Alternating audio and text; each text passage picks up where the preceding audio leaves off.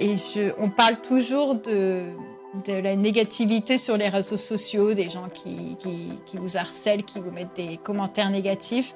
Et moi, j'ai beaucoup de chance pour l'instant sur Try American, parce que j'ai rencontré que des belles personnes, j'ai que des messages de soutien, des partages, vraiment des messages très très gentils de personnes qu'au final, on me disait quand on a commencé notre interview, on se communiquait plus d'une fois sur Instagram et au final on se connaît pas et ça n'empêche pas les gens de se soutenir et d'être vraiment très très sympa avec les uns et les autres et je trouve ça beau.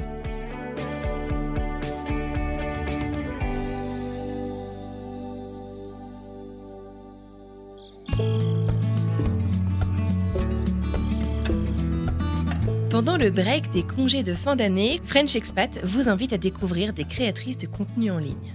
Après la redécouverte de l'histoire d'Océane Sorel, la créatrice du compte The French Virologist, cette semaine je vous propose une autre histoire née de la pandémie, elle aussi, avec le témoignage de Nolwenn, la créatrice de Try American.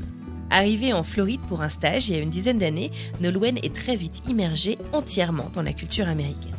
Elle tombe amoureuse, elle se marie, mais si ce mariage ne dure pas, son amour pour le pays, lui, il est intact. Près de 10 ans plus tard, Nolwenn travaille pour le gouvernement local et comme nous tous, elle se retrouve enfermée en Mal-de-France pendant le début de la pandémie. C'est alors qu'elle décide de se lancer. Elle va expliquer l'Amérique aux francophones sur Instagram. Credit score, assurance santé, le Sénat, le football américain, tout y passe. Elle décortique avec méticulosité tout ceci, mais aussi avec pas mal d'humour, ce pays très américain. Elle nous raconte aujourd'hui comment elle en est venue à le faire et ce qu'elle envisage pour l'avenir. Ah oui, moi c'est Anne-Fleur Andrely, vous écoutez French Expat, un podcast de French Morning.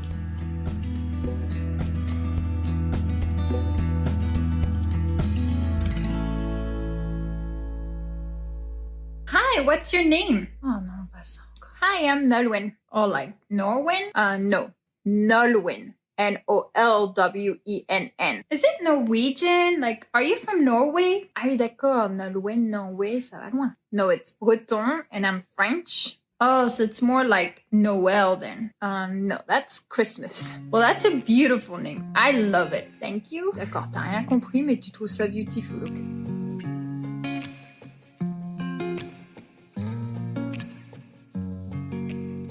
Moi, c'est Nolwenn, j'ai 32 ans. À la base, je suis rémoise, mais j'ai beaucoup bougé dans ma vie, puisque mon papa déménageait très régulièrement quand il avait des nouvelles opportunités pour le travail. Donc, je suis née à Reims, mais on a vécu à Vichy, dans les Vosges, de retour à Reims. J'ai étudié à Bordeaux. Maintenant, mes parents sont dans le sud de la France. J'ai étudié à Madrid et donc maintenant je suis à Miami. Donc effectivement, t'as pas mal bougé, mais il y a quand même eu un gros saut à un moment. Oui, oui, de traverser l'Atlantique, oui, c'était un petit peu plus loin que le reste.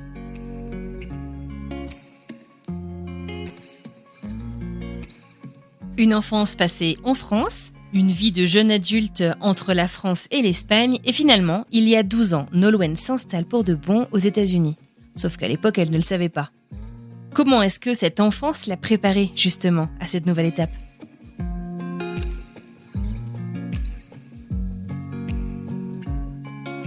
Moi, de vivre aux États-Unis par rapport à certaines personnes maintenant avec qui je discute sur les réseaux sociaux, que je vois que c'est leur le but, le rêve de leur vie. Moi, ça n'a pas vraiment été le cas, ça m'est un peu tombé dessus.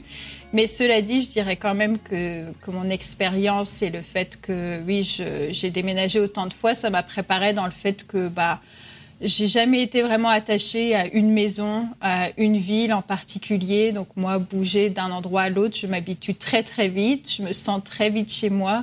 Donc par rapport à ça, je pense que ça a facilité mon expérience, même si oui, les États-Unis, c'est complètement différent, une différente langue, culture, tout ça.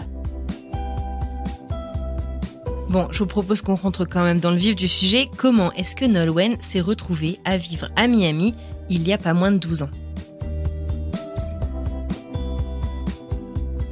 Moi, en fait, quand j'étais à Bordeaux, j'étais en école de commerce et j'étais dans un programme international. Donc, on devait faire 12 mois à l'étranger, que ce soit des études ou des stages. Donc c'est pour ça que je suis allée à Madrid un semestre pour étudier. Et en fait, j'ai une tante et un oncle. Ma tante, c'est la sœur de ma maman, qui vivent à Miami depuis 2010. Et non, pardon, 2000. Moi, j'y suis allée en 2010. Ça faisait 10 ans qu'ils étaient là. Et donc, quand j'ai cherché un stage, je leur ai demandé s'ils avaient des contacts. Et mon oncle travaillait dans le transport maritime. Donc, il connaissait très bien le directeur du port de Miami. Et ça s'est fait assez facilement parce que les Américains, c'est un stage gratuit. Oui, ok, très bien. Tu peux venir quand tu veux. Et j'ai fait un stage de 6 mois comme ça au port de Miami. Et en fait, via le cercle d'amis de mon cousin, donc le fils de ma tante et mon oncle qui vivent ici à Miami, je suis tombée amoureuse d'un de ses amis. Bon, amour de jeunesse. Une fois que j'ai dû rentrer en France, on a essayé d'être une relation un petit peu à distance.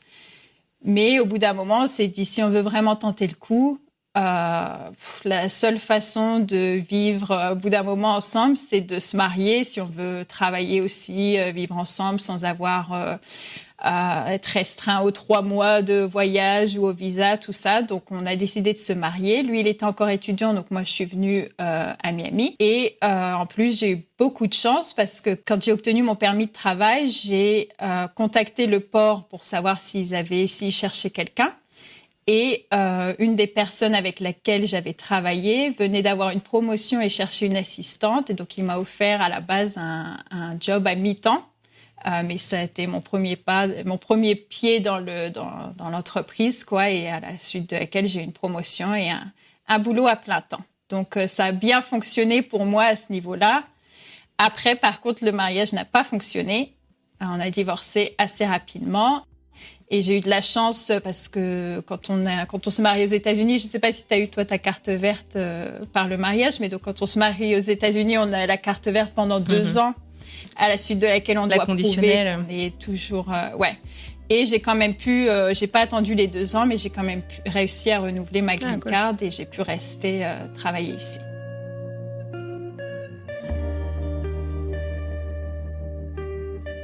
Donc, si je récapitule, Nolwenn arrive en 2010, elle rencontre celui qu'elle pense être l'homme de sa vie, elle doit rentrer en France à la fin de son stage, mais ils décident de se marier pour pouvoir donner une véritable chance à leur histoire d'amour.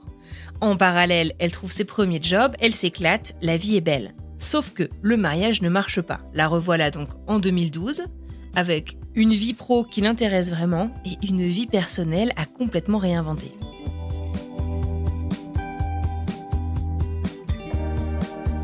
Du coup, j'ai continué à travailler, j'étais bien dans le travail.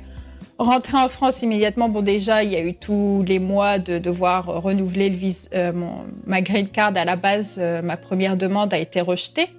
Donc j'ai dû prendre un avocat pour prouver. En fait, j'ai dû leur envoyer tous mes albums photos, tous les messages. On a vraiment prouvé, faire des lettres de mes parents. Comme je travaillais pour le gouvernement, j'ai fait des lettres des élus qui me connaissaient pour prouver que j'étais dans une vraie relation. Des mois se sont passés comme ça, le divorce aussi, ça prend quelques mois. Continuer le travail, j'étais dans une bonne situation au travail, que ma carrière commençait à être lancée. Et donc retourner en France, oui et non, mais pour faire quoi ? C'est un petit peu ça, donc je suis restée. Depuis, j'ai re-rencontré quelqu'un. Bon, pas de mariage à l'horizon, mais on est bien ensemble quand même. Et donc, j'ai commencé ma carrière comme ça dans le gouvernement à Miami. Et comme ça me plaît, je suis restée.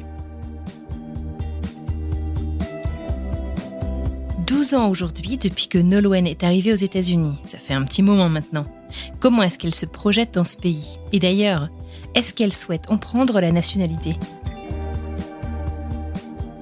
Je suis toujours sous carte verte, je peux faire ma demande, ça fait des années que je peux faire ma demande. Et comme je ne savais pas trop à la base si je voulais rester, je ne l'ai pas faite. Ensuite, il y a eu la pandémie, je ne l'ai pas faite parce que tout le monde se plaignait, il y a des délais, il y a des machins. Et je sais qu'au fond de moi, comme ma première demande pour la green card s'est pas bien passée, des fois j'ai un petit peu peur que ça me retombe dessus et je repousse tout le temps. Mais j'ai dit que là, 2023, c'est sûr, je fais ma demande. Je me projette, oui, je me vois pas pour l'instant à moyen terme retourner en France. Je ne dis pas le contraire que si l'opportunité se présentait, que j'y retournerais pas. Mais ce n'est pas mon projet là. Et puis, de toute façon, avoir la double nationalité, ce serait super pour plusieurs raisons, même si je voulais rester ou non. Donc autant le faire. Si on peut, autant le faire et avoir le choix.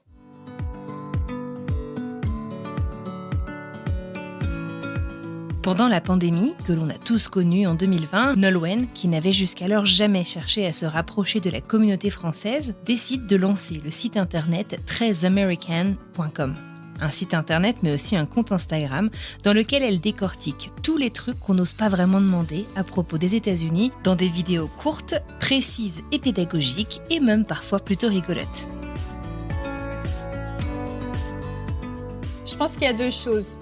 Déjà une, me rendre compte que par rapport à des Français qui arrivent ici et qui ont vite besoin de se connecter à la communauté française, moi, j'ai pas eu ce besoin-là du fait que je suis arrivée, je me suis mariée, j'étais tout de suite dans le cercle d'amis, de famille, de mon copain. Donc t'étais accueillie finalement. Ouais, c'est ça. Du coup, j'ai pas eu forcément ce besoin comme des Français qui arrivent, qui sont plus isolés et c'est facile de rencontrer des Français donc qui passent par là. Moi, j'ai été très, très vite dans la vie américaine à 100% dès le début. Et du fait de mon stage et même après le boulot, il n'y a personne qui parlait français à mon travail. Dans le gouvernement comme ça, on rencontre que des gens qui sont plus ou moins nés ici, même si Miami, il y a énormément d'immigrants aussi qui viennent d'Amérique latine, tout ça. Enfin, des Français, pas du tout. Et comme je disais, j'ai pas eu ce besoin de rencontrer des Français. Mais il y a le fait que j'étais vraiment baignée dans la culture américaine, donc je pense que je comprenais certains aspects de la culture américaine mieux que certaines personnes qui sont très en famille ici et qui sont moins dedans. Plus le fait que je travaille pour le gouvernement, donc j'ai appris énormément sur le fonctionnement de la politique et le gouvernement américain. Et en plus, mon nouveau petit copain, il est passionné, mais passionné, c'est sa vie, la politique et l'histoire américaine. Il est cubain-américain et pour lui, d'après ses parents, étaient des immigrés, des réfugiés cubains. Donc il a été baigné dans la politique, des parents qui parlent beaucoup de ça et qui parlent énormément de ça, les Cubains à Miami. Donc pour lui, être cubain et ne pas être intéressé en politique, c'est impossible. Par rapport à ce que sa communauté a vécu. Ouais. Donc lui, il est vraiment passionné là-dessus. Je ne dis pas les bibliothèques de livres qu'on a. Et du coup, j'ai appris énormément de lui aussi sur tout ça. Et donc, je me suis rendu compte que j'avais sûrement des connaissances que d'autres personnes n'avaient pas. Et en plus, je pense que j'ai créé ce projet-là en plein milieu de la pandémie. Et comme beaucoup de monde, je pense que j'ai eu des coups bas à ne pas pouvoir rentrer en France, d'être un peu plus isolée. Et je pense que là, j'ai eu plus besoin de me connecter à la France. Et c'était un petit peu un moyen pour moi de parler des États-Unis, mais en même temps créer plus de contacts avec la communauté française, que ce soit avec des expatriés ou avec des Français ou des francophones, puisqu'il y a un peu des francophones de partout qui me suivent, je me rends compte. Et oui, et j'avoue que quand j'ai créé Très Américaine, je ne savais pas vraiment où ça allait. Tu vois, les vidéos comme je fais maintenant, ça date peut-être d'1 an. Mais ça fait 2 ans maintenant, de 3 ans peut-être maintenant que j'ai ouvert Très Américaine. Bon les loulous, j'y vais. Je pars 3 semaines. J'ai déjà mis le petit email automatique comme quoi j'avais un accès limité à tout parce que dans le sud, il n'y a pas de réseau, internet, rien. Bref, ne m'appelez pas. Les emails, j'y réponds quand je reviens. Dans 3 semaines. Okay, I'm going away for 3 days, but I have my laptop, I have my cell phone, I have Wi-Fi on the plane, in the hotel, the kids will be at the kids club, so you call me, you email me, I answer anytime, okay? Don't hesitate, call me. All right, talk to you soon. Au début, je ne savais pas trop où ça allait. Donc, quand j'ai commencé à suivre d'autres comptes d'expatriés, je me rends compte qu'il y a énormément d'Américains qui racontent un petit peu la vie de tous les jours aux États-Unis. Donc moi, je pense que c'était pas mon but de toute façon dès le début. Et je me suis dit, il n'y a pas besoin de rajouter un compte là-dessus. Et donc, j'ai commencé à me rendre compte, après, avec des discussions avec des Français, des expatriés, que je connaissais très bien, je pouvais très bien expliquer le fonctionnement du gouvernement et de la vie, par exemple, d'assurance santé, la sécurité sociale. Là, j'ai fait une vidéo sur les mesures, des choses comme ça que je connaissais très bien. Et donc, j'ai commencé à expliquer. Au début, j'essayais de me concentrer sur des sujets un petit peu d'actualité. Par exemple, il y a un moment, on entendait parler énormément du filibuster parce que Joe Biden n'arrivait pas à avoir aucun de ses projets de loi approuvés à cause du filibuster. Du coup, j'ai expliqué c'est quoi le filibuster. Mais je me suis rendu compte, oui, mais là, tu vas un petit peu trop loin. Déjà, explique c'est quoi le Sénat, la minorité au Sénat, tout ça. Donc, j'ai fait une vidéo sur le Congrès et c'est marrant, mais comme moi, c'est des trucs dont je parle tous les jours. Pour moi, c'était tellement bateau d'expliquer c'est quoi le Congrès que je me suis dit, ça va pas plaire, ça va pas machin. Et je crois que toujours à ce jour, c'est la vidéo qui a eu le plus de vues et de partages. C'est quoi le Congrès américain? Aux États-Unis, on entend souvent parler du Congrès, Sénat, Chambre des représentants.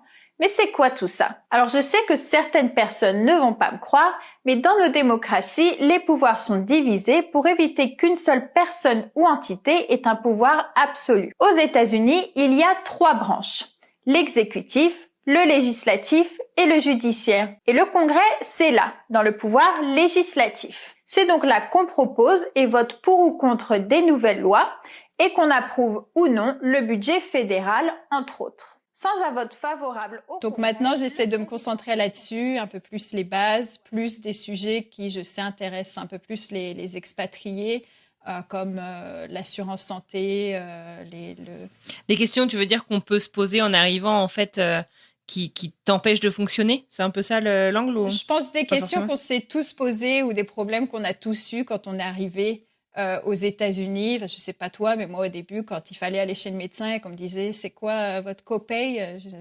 pardon. Et donc des choses qu'on connaît pas, enfin qui sont vraiment différentes de la vie française et qu'on connaît pas forcément. Et donc d'essayer d'expliquer un petit peu tout ça, donner pas forcément des conseils, mais juste expliquer les choses telles qu'elles sont aux États-Unis. C'est ça, il n'y a aucun parti pris dans tes vidéos, au sens où ton but, c'est vraiment d'expliquer avant tout. C'est ça. Déjà parce que je pense que des fois, donner son opinion, c'est un petit peu facile quand c'est une autre culture, un autre pays, une politique différente. Les États-Unis, on voit ça comme assez similaire de la France, mais il y a beaucoup, beaucoup de différences. Donc moi, mon but, c'est d'expliquer les choses telles qu'elles sont, que ce soit pourquoi les républicains font ça ou pourquoi les démocrates, parce que c'est la façon dont les choses sont et il faut bien s'en rendre compte. Par exemple, j'ai fait une vidéo sur les armes. Bah oui, forcément, moi, ça me fend le cœur aussi quand il y a ces fusillades immondes. Mais mon but, c'est pas de dire il faut absolument arrêter le port des armes. Le port des armes, il est dans la culture américaine et j'essaie d'expliquer ça. Que ça plaise ou pas, le fait est que les armes sont là pour rester. Des choses comme ça. Et de toute façon, moi, par rapport à mon travail, il faut que je fasse très, très attention à ce que je dis. Tu vois, je connais un Haïtien qui parle français. Donc, ouais, il suffit d'une personne. Et tu vois, à Miami, je travaille pour une maire démocrate. Mais des fois, il faut que j'ai des subventions au niveau d'État d'un républicain très conservateur. Et j'ai pas envie de me mettre dans une position où on me demande, je peux plus travailler sur un projet, voire je me fais virer parce que j'ai dit telle ou telle chose sur les réseaux sociaux. Donc je fais très attention à ça. Et de toute façon, c'est pas mon but. Mon but, c'est pas de donner mon opinion.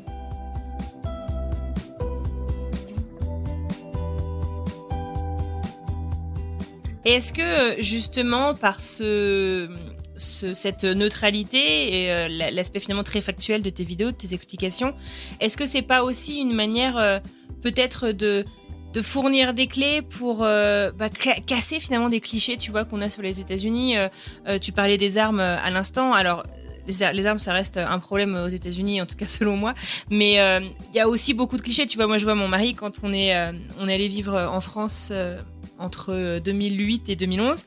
Les gens lui disaient t'es américain, où est ton flingue, enfin, tu vois, il y a quand même beaucoup de clichés et pas toujours très bienveillants. Il y en a des rigolos puis il y en a des bofs bienveillants. Est-ce que justement par tes vidéos, tu vois, tu t'essayes un petit peu de déconstruire ça et d'offrir peut-être un autre angle de lecture de l'actualité, de choses en fait dont on a besoin pour comprendre la société américaine? Oui, non, carrément. Et puis c'est aussi, moi des fois je vois des autres expats, sans critiquer ni rien, parce qu'on a tous ses opinions, mais qui parlent des actualités américaines. Et je me dis, bon, ils savent pas du tout de quoi ils parlent. Et c'est pas grave, mais je veux dire, c'est beaucoup ça sur les réseaux sociaux aussi. Hein, mais oui, moi mon but c'est d'expliquer les choses telles qu'elles sont. Que ce soit que ça rentre dans le cliché américain ou non, justement que ça explique qu'il n'y a pas que ça. Tu veux donner quelques exemples de sujets qui t'ont marqué? Je sais pas s'il y en a qui ont été plus difficiles que d'autres à construire. Justement, sur les armes, je voulais faire très très attention à ce que je disais, parce que c'est des sujets assez sensibles. On sait qu'il y a des gens... surtout dans la communauté française, pour nous, c'est quelque chose qui est difficile à comprendre quand on n'est pas né avec ça. Donc j'ai fait très attention justement à rester très factuelle et j'ai fait énormément de recherches pour montrer que ce n'est pas mon avis à moi, c'est basé sur des chiffres, des études. Donc ça a été assez compliqué à faire. Alors par exemple, comme je disais, une vidéo pour le congrès, moi, c'est des sujets que je connais par cœur. Donc, à part vérifier, c'est combien? 435 représentants, vérifier un petit peu des trucs comme ça a été assez facile à écrire. Il y a des choses, par exemple, j'ai pas fait de vidéo sur l'avortement. Quand il s'est passé, on sait tout ce qui s'est passé avec Roe v. Wade, je pense. Mais j'ai fait très attention parce que d'un côté, comme mon but, c'est d'expliquer pourquoi les choses sont de telle façon d'un côté et de l'autre, j'allais aussi donner des raisons pour lesquelles la Cour suprême a choisi ça. Et j'avais très peur que ce soit interprété comme tu es d'accord avec la Cour suprême, mais tu es contre l'avortement. Ça se transforme après en lynchage. Ouais. Et j'ai dit, laisse tomber, j'ai pas envie de faire un buzz, c'est pas mon but, un buzz négatif. Donc, des sujets assez sensibles comme ça, je continue de faire attention. Après, c'est marrant parce que, comme je disais, il y a des sujets que je fais en me disant que ça ne va pas forcément plaire. Et c'est les vidéos qui finissent par plaire le plus, comme le congrès ou les mesures, les unités de mesure aux États-Unis. Ça une des vidéos qui a été le plus partagée aussi. C'est vrai? Ouais, je ne m'attendais pas à ça, de parler des yards et des copes et des machins, et que ça plaise autant. Mais... parce que c'est un problème que je pense que tous les expats ont, de se retrouver avec les mesures. On a tous dû avoir fait face à ça et je pense que c'est tout ce qui est, comment on dit en français, we can relate to. On s'identifie d'une certaine manière. Voilà. Est-ce qu'il y a un sujet dont tu es particulièrement fière? Les vidéos que j'ai faites sur les assurances médicales. Mm-hmm. C'est là que j'ai le plus de retours de gens qui m'ont dit que ça les avait aidés à comprendre beaucoup de choses, que même avec des assurances, ils ne comprenaient toujours pas ça veut dire quoi le premium par rapport à ci ou ça. Une petite question pour ceux qui sont déjà allés chez le médecin aux États-Unis. Vous aussi, vous n'y compreniez rien au début quand on vous parlait de copay, deductible ou network. Allez, parlons-en et essayons de comprendre les différents termes et coûts associés à une assurance médicale américaine. On va commencer par le plus facile avec le premium. C'est tout simplement le coût mensuel de votre assurance. Si vous achetez vous-même une assurance privée, de la même façon qu'on achète une mutuelle en France ou un compte Netflix pour 1, 2 ou 4 personnes, l'assurance sera plus ou moins chère selon la couverture et les bénéfices choisis. Et vous payez chaque mois le premium, soit le coût mensuel de l'assurance. Si votre assurance est fournie par votre employeur, vous pouvez être amené à payer une partie de ce premium qui vous sera déduit directement de votre salaire. Passons au network. Les assurances négocient des prix avec un réseau de médecins et d'hôpitaux qu'on appelle le network. Donc je pense que le genre de choses qui peuvent le plus aider, qui ont un plus grand impact, c'est ça dont je vais rester le plus fière. Du coup, tu me parlais donc de comment tu choisis certains de ces sujets. C'est un peu avec l'actualité. Je me souviens aussi, par exemple, des règles du foot que tu avais sorti, du football américain, que tu avais sorti au moment du Super Bowl, il me semble. Tu parlais du filibustier avec le Congrès, le Sénat. Est-ce que ce sont des questions, des choses donc que toi tu connais bien? Est-ce que c'est aussi des questions que tu t'es déjà posées? En fait, comment est-ce que tu arrives à choisir ces sujets-là? Alors, les sujets comme par exemple les assurances et tout, c'est des sujets qu'on me demande des fois. Pour l'instant, j'ai l'impression de me concentrer plus sur des choses que je connais déjà. Et bien sûr, je fais beaucoup de recherches parce que j'ai pas envie de raconter des bêtises. C'est loin d'être mon but. Je parlais de mon copain, donc qui s'y connaît très bien en politique et en plus, lui, il est très républicain. Pas républicain de nos jours, par contre, je tiens à préciser. Être très républicain aux États-Unis, je trouve que c'est très différent de n'importe quel parti politique en France. Qu'on peut être de droite en France, je trouve que c'est pas pareil. Et donc, lui, il a une perspective complètement différente des fois de la mienne, mais donc pour moi, c'est enrichissant d'avoir ces conversations-là. C'est pas, ouais. Lui, il parle pas un mot français, donc forcément, moi, quand j'écris mes explications, c'est pas lui qui les écrit ou qui m'aide, mais par contre, je vais faire du fact-checking avec lui. Je vais lui demander, attends, ça s'est bien passé comme ça, et toi, t'en penses quoi de ça, et tu trouves que c'est un problème? Je lui demande un petit peu.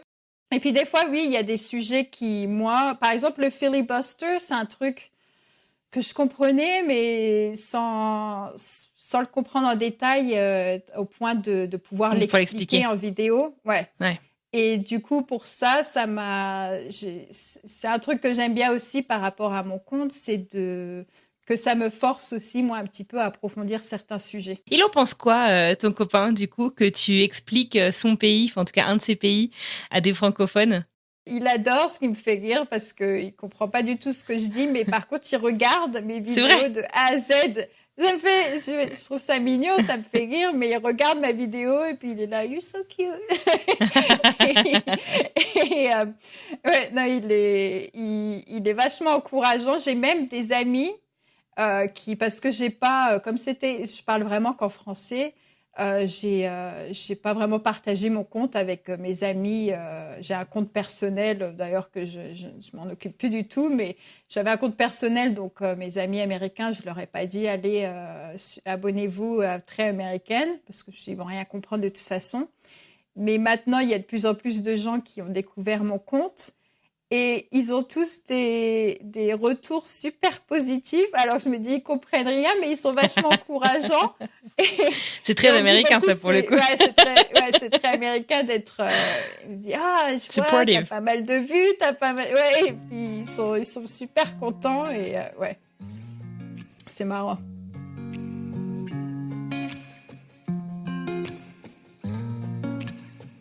Alors, je ne vous apprends strictement rien si je vous dis qu'on vit dans une ère de la désinformation et que c'est un des enjeux majeurs de notre siècle. Mais alors du coup, partager du contenu éducatif en ligne, c'est bien, mais même avec les meilleures intentions du monde, on peut répandre des erreurs. On peut contribuer à cette désinformation finalement.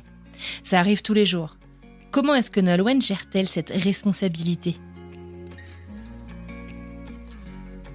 Ça, c'est marrant parce que maintenant, je commence à mettre de plus en plus mes sources. Soit je le mets, si je mets des chiffres, en général, je vais mettre la source dans la vidéo en bas. Souvent, maintenant aussi, je mets en description, en dessous de la vidéo, je mets mes sources, des choses comme ça. Mais c'est marrant parce qu'au début, je le faisais pas. J'avais des bons retours et je me disais, les gens, ils se demandent jamais si je raconte des conneries ou pas. C'est vraiment une question que je me suis posée. Je me suis dit, comme quoi tu pourrais raconter n'importe quoi. À l'heure des fake news, c'est dangereux. Confiance non, mais parce qu'il y a tellement de comptes maintenant qui racontent n'importe quoi. Et je me suis dit, les gens, ils avalent tout ce que je dis, alors qu'ils savent pas trop, au final, si je m'y connais ou pas. Mais donc, de plus en plus, et oui, si quelqu'un me demande mes sources, il n'y a pas de souci. D'ailleurs, je garde tout. Pour moi, c'est plus, pas même que ce soit questionnable, mais comme tu disais, mon but, c'est pas de raconter des bêtises aux gens, c'est d'expliquer les choses telles qu'elles sont. Et des fois, moi, j'ai une perception des choses aussi, et j'aime bien vérifier que ce soit comme ça. Et j'expliquais, par exemple, dans ma vidéo sur le fédéralisme, la différence entre les États. Donc, moi, mon expérience à Miami, elle n'est pas forcément la même que quelqu'un aurait dans un autre État, dans une autre ville. Donc, j'aime bien vérifier les informations en général aussi que je fournis. T'as fait combien de sujets jusqu'à maintenant? Combien de vidéos? Je sais pas trop. Peut-être une vingtaine. J'en ai pas tellement. J'aimerais bien prendre le temps d'en faire plus, mais c'est du boulot. C'est ce que j'allais dire, parce que tu bosses à temps plein. Ouais, voilà. Ouais. Qu'est-ce qui, après 12 ans aux États-Unis, je vais te poser quelques petites questions rapides. Qu'est-ce qui te surprend encore le plus aux États-Unis, dans ce pays? Là, par exemple, c'était, tu vois, sur le sujet des armes. J'ai l'impression au début, j'étais plus communauté un petit peu latine à Miami, qui est différente encore de la communauté vraiment américaine.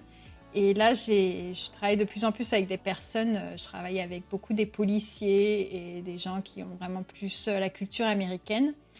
Et justement, on parlait beaucoup des armes après les fusillettes, tout ça. Et je me suis rendu compte, par exemple, que mon patron a une dizaine d'armes. Là, je parlais à quelqu'un qui me dit « Ah, je vais en voyage. Tiens, je crois qu'il est au Colorado. Et puis, il me dit « Je vais faire du mountain hunting. » Puis je lui dis « Ok. » Et il me montre des photos, mais gore. De tout ce qui... de tout ce qu'il chasse. Et je suis pas végétarienne ni rien, mais bon, quand même, il aurait pu me prévenir de ce qu'il allait me montrer. Et qu'il me montrait un gamin de 5 ans avec une arme dans les mains. Et pour eux, c'est normal. Et ça continue à me choquer quand même. Ou des choses, comme la dernière fois, je suis allée chez le médecin. Et de moi, j'ai une très bonne assurance, donc mes visites annuelles, en général, je paye rien. Et que la nana à côté de moi lui dit, j'ai bien entendu que c'était une visite annuelle aussi, mais elle ne doit pas avoir d'assurance et qu'elle a dû payer $110 pour sa visite. Et ça me choque encore de me dire, on est dans le même pays et on paye différemment pour le même service.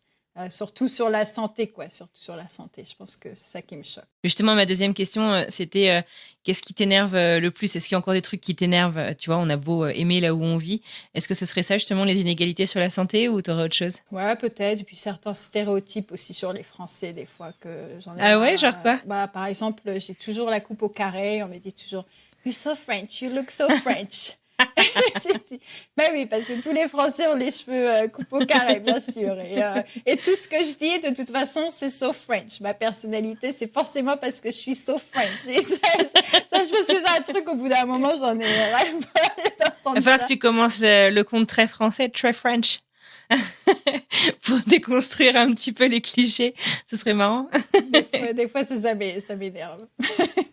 Est-ce que y a un truc aux États-Unis, tu vois, malgré justement ce que tu fais sur ce compte, que tu penses que tu comprendras jamais, tu vois, que tu n'arriveras jamais vraiment à t'approprier? Peut-être, j'ai fait une vidéo pour en rire la dernière fois, les glaçons dans les verres d'eau. Je comprends jamais que tu ne peux pas avoir juste 1 ou 2 glaçons dans ton verre d'eau. Explique, pour les gens qui sont jamais allés aux États-Unis au restaurant, parce que c'est particulier, c'est un concept. Ouais, non, alors aux États-Unis, je sais pas, la passion pour les glaçons, ils te remplissent vraiment ton verre de glaçons. Tu as plus de glaçons que de boissons dans ton verre. Et moi, en général, c'est tellement glacé que je n'arrive pas à la boire tant que la moitié des glaçons sont fondus. Et en plus, quand Puis ils te resservent avant que le truc soit fini tout le temps. Ouais, ils repassent tout le temps à table, tu le resserves bien. Que ce soit du Coca-Cola ou quoi, tu pourras en boire 1 litre sans t'en rendre compte, tellement ils te resservent ça. Et si tu leur demandes pas de glaçons, des fois, je trouve qu'ils te font une tête genre ah oui, là, avec son accent, là, forcément, l'européenne, il n'y a pas de glaçons. La snob. Ouais. Qu'est-ce que tu adores à propos des États-Unis? Tu vois, qu'est-ce qui te rend si enthousiaste à propos de ce pays? Je pense qu'à Miami, c'est vraiment cette idée du melting pot. Tu vois, à Miami, dans les équipes où je travaille, je crois qu'il n'y a que 2 personnes à chaque fois dans les réunions qui n'ont pas d'accent. Et ça, c'est un truc que je pense que tout expatrié, quand on arrive dans un pays, on est un petit peu complexé par son accent, par ses difficultés avec la langue. Et à Miami, tu n'y penses même plus tellement il y a de personnes avec d'accent, des cultures différentes. Et ça, c'est très, très enrichissant. Par contre, j'avoue que c'est sûrement pas l'expérience que tout le monde... dans des villes comme New York, Los Angeles et tout aussi, mais dans le fin fond des États-Unis, je pense que c'est pas la même chose. Mais moi, à Miami, en tout cas, c'est ce que j'aime le plus, c'est ce mix de culture. Est-ce que y a un truc que tu referais pas? J'allais dire me marier. En même temps, ça t'a fait venir ici. Ouais. Non, j'avoue. Mais un truc que je referais pas, ouais, sûrement plein de choses, mais je sais pas. Et est-ce qu'il y a un truc que tu referais absolument si tu devais réécrire ton histoire? Sûrement de créatrice américaine, parce que ça m'a permis de faire plein de belles rencontres avec des Français, alors que, comme je disais, moi, j'avais pas ce besoin-là à la base. Et en fait, je me suis... Si j'avais un conseil pour des expatriés français, c'est de pas essayer de se détacher au même point que moi je l'ai fait. Parce qu'on a besoin de ce rapprochement avec son pays d'origine. Je pense que c'est important. On parle toujours de la négativité sur les réseaux sociaux, des gens qui vous harcèlent, qui vous mettent des commentaires négatifs. Et moi, j'ai beaucoup de chance pour l'instant sur Très Américaine, parce que j'ai rencontré que des belles personnes, j'ai que des messages de soutien, des partages, vraiment des messages très, très gentils de personnes qu'au final, on me disait quand on a commencé notre interview, on a communiqué plus d'une fois sur Instagram, et au final, on ne se connaît pas. Et ça n'empêche pas les gens de se soutenir et d'être vraiment très, très sympas avec les uns et les autres. Et je trouve ça beau. Est-ce qu'il y a quelque chose que tu aimerais tenter? Un truc, je ne sais pas si c'est dans un futur proche, un futur lointain, en rapport avec les États-Unis? Que j'aimerais bien tenter. J'aimerais bien faire plus de road trip, mais moi, j'ai pas beaucoup de vacances par rapport aux Français que je vois qui sont tout le temps en vacances. Je sais pas comment ils font. Parce que pour faire un road trip, il faut quand même beaucoup de temps. Et moi, souvent, mes vacances, elles sont utilisées pour retourner en France ou quoi. Et j'aimerais, mais quand je vois les copains-copines expats sur les réseaux sociaux qui font des road trips magnifiques, j'adorerais prendre un mois et faire ça aussi.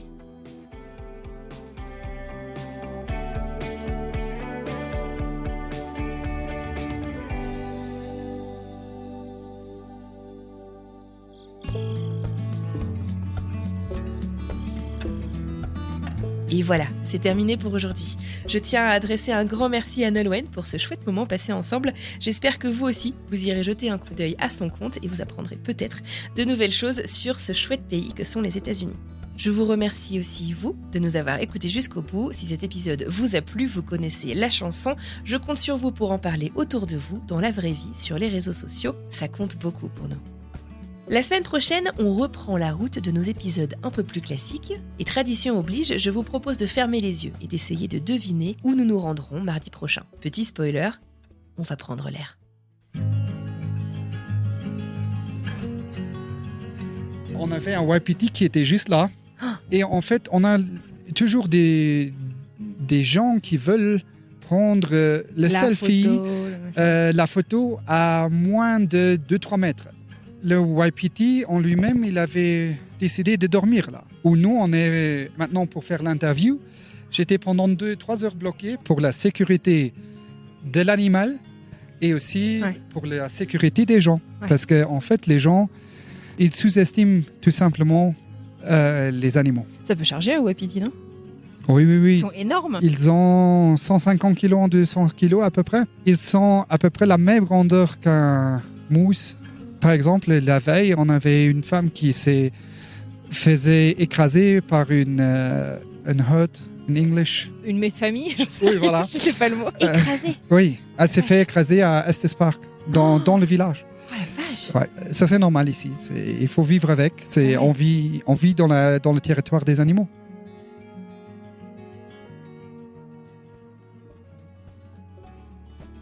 Il ne me reste plus qu'à vous souhaiter une très belle fin de journée, un très chouette week-end et je vous retrouve mardi pour une nouvelle histoire.